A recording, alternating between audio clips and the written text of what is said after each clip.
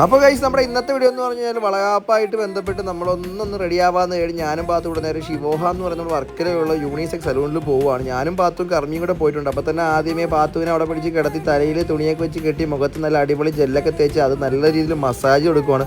മാത്രമല്ല പ്രഗ്നൻ്റ് ആയതുകൊണ്ട് തന്നെ ഹാംഫുൾ ആയിട്ടുള്ള സാധനങ്ങളൊന്നും ചെയ്യേണ്ടെന്നവർ പറഞ്ഞു. നല്ല ഓറഞ്ച് വാങ്ങിച്ചുകൊണ്ട് അതൊക്കെ തേച്ചിരിക്കുന്നത് നോക്കി എന്തോ പോയി കിളി പോയി എണ്ണാനെപ്പോഴും നോക്കുന്നുണ്ടോ എന്തോ മുഖത്തൊക്കെ തേച്ചിട്ട് പാത്തു.